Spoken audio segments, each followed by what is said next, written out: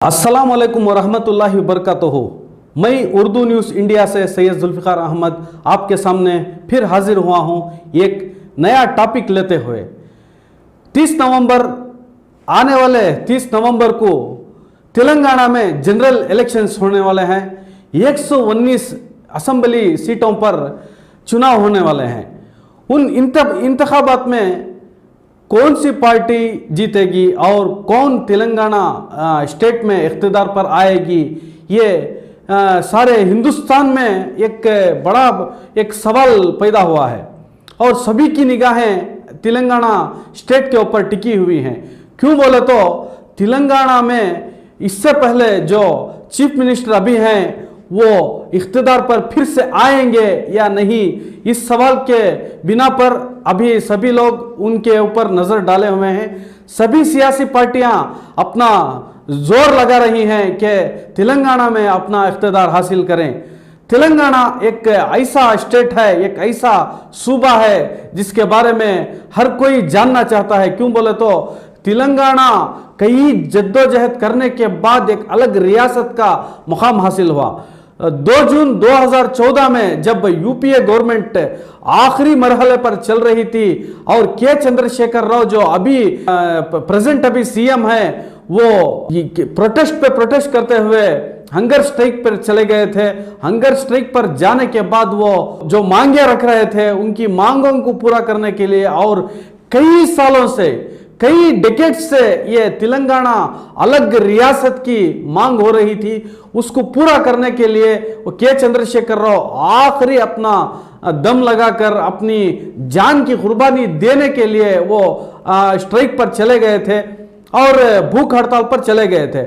उनकी भूख हड़ताल ज़्यादा दिनों तक चलने की वजह से और वहाँ की सियासी हालात को मद्देनज़र रखते हुए यूपीए गवर्नमेंट जो कांग्रेस गवर्नमेंट थी, यूपीए चेयरपर्सन सोनिया गांधी उस वक्त थी, मनमोहन सिंह वजीर आजम थे, उस वक्त पर 2 जून 2014 को रियासत आंध्र प्रदेश के 2 टुकड़े करते हुए 29वां रियासत के नाम पर तेलंगाना वजूद में आया।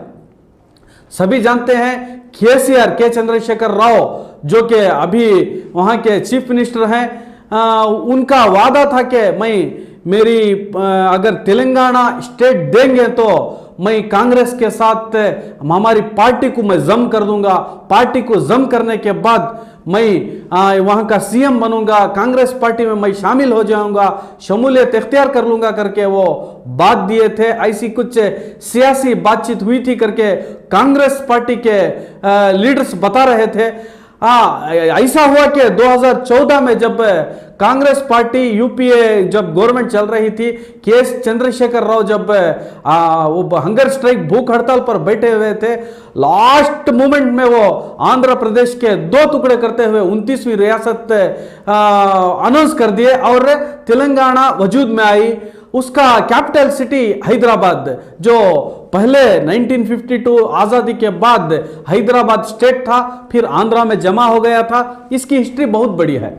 हैदराबाद को क्या किया गया, 2024 तक आंध्र प्रदेश और तेलंगाना दोनों रियासतों का कैपिटल सिटी बना दिया गया। अभी आंध्र प्रदेश को अमरावती के कैपिटल सिटी करके बोल रहे हैं, अभी तक वो वजूद में नहीं आया। हैदराबाद जो है अभी तेलंगाना और आंध्र प्रदेश दोनों रियासतों को एक सियासी और वहाँ सेक्रेटरीट है, वहीं पर कैपिटल सिटी दोनों का चलाया जा रहा है।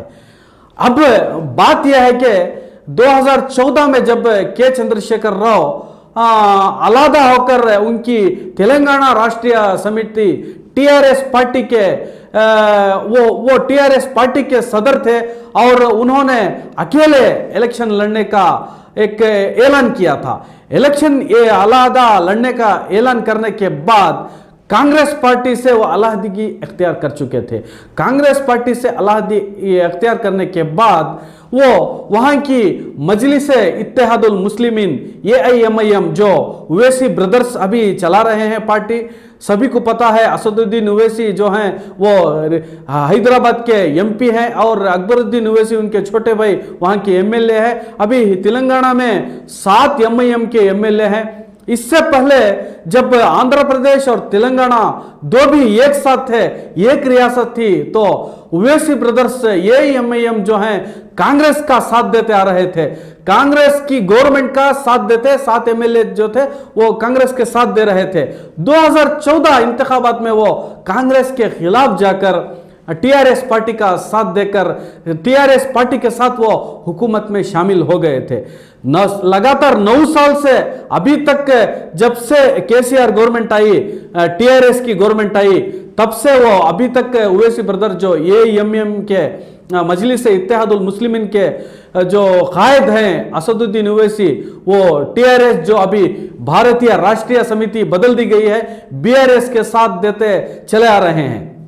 अभी सियासत ऐसी गरमा चुकी है कि वहां के, अब मुसलमानों की बात करें तो तेलंगाना में 13% मुसलमान हैं करके जो डेटा है सेंसस के मुताबिक बता रहे हैं, और ज्यादा भी हो सकते हैं। क्यों बोले तो as per the government record, as per the government data 13% मुसलमान वहां पर मौजूद हैं।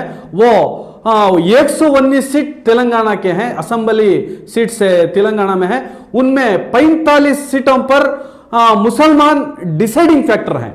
जिस पार्टी को वो तायद करेंगे उस पार्टी के एमएलए उधर जीत कर आएंगे, ऐसा उधर पे सिनेरियो है।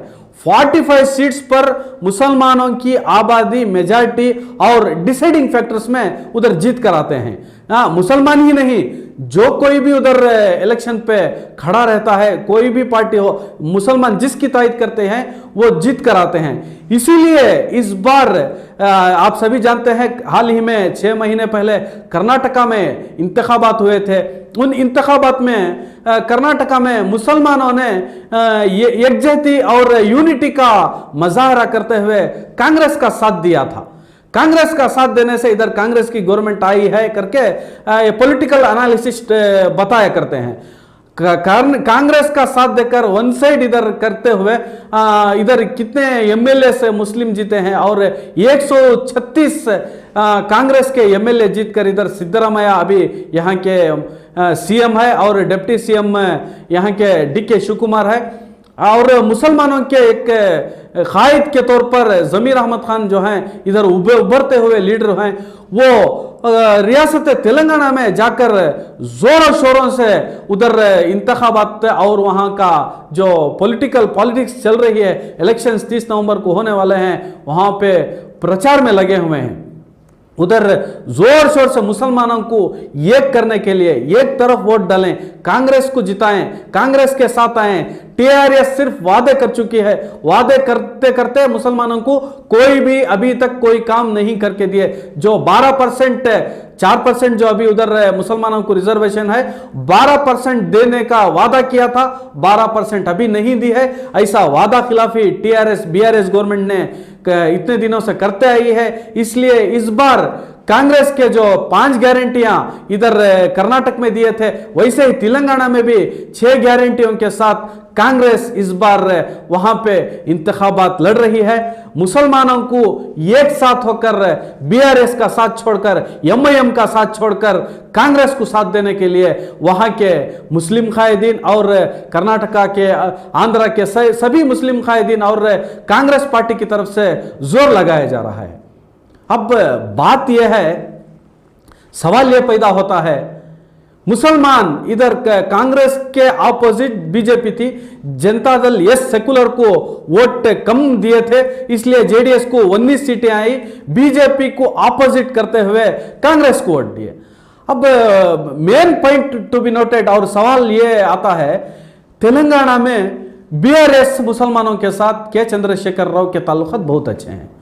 अभी कांग्रेस मुसलमानों के वोट लेने के लिए कोशिश कर रही है। इसी के साथ साथ मजलिस इत्तेहादुल मुस्लिमीन 9 सीटों पर इंतखाबात लड़ रही हैं। वो दूसरे 110 सीटों में बीआरएस के चंद्रशेखर राव को उनका सपोर्ट दिए हुए हैं। दूसरे सीटों में आपको बीआरएस को सपोर्ट किए हैं, कांग्रेस के अपोजिट कर रहे हैं। देखिए ऐसा हो सकता है कांग्रेस को आधे डिवाइड होकर और जो टीआरएस बीआरएस पार्टी है, के चंद्रशेखर राव की पार्टी, उनको आधे डिवाइड 50-50 हो जाकर कोई दूसरी पार्टी यहां तीसरा ना जीत जाए, इसका डर कई पॉलिटिकल एनालिसिस्ट को सताए जा रहा है। जो भी होगा आगे देखा जाएगा। कौन सी भी पार्टी आए, कौन सी भी पार्टी इख्तिदार पर आए, मुसलमानों के जो इतने दिनों से जो सवालात हैं और जो भी मांगे हैं वो कौन पूरे करेगा और कौन सी पार्टी पूरे करेगी। अगर एकजुट होकर यूनिटी का अगर आप मुजाहिरा करें तो एक पार्टी को इख्तिदार में लाने से वो पार्टी पूरा काम करके देगी। क्यों बोले तो ये इंतखाबी वादे तो आप सभी को पता है, वादे तो बहुत किए जाते हैं, वादा खिलाफी तो होती ही रहती है।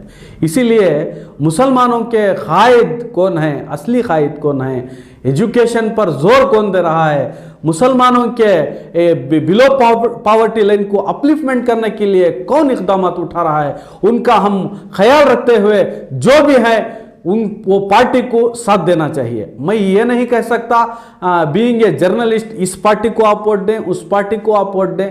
आपको अल्लाह ने अक्ल सलीम दी है, हमें सही और गलत का अंदाजा है। जो हो रहा है हालात आप देख रहे हैं, हिंदुस्तान के हालात आप सभी को पता हैं। हम बच जाएंगे तो ये फैसिस्ट ताकतें, ये कम्युनल फोर्सेस जो हैं इख्तिदार पर अगर आ जाएंगी तो हमारे कानून में तब्दीलियां लाएंगी, सभी को पता है।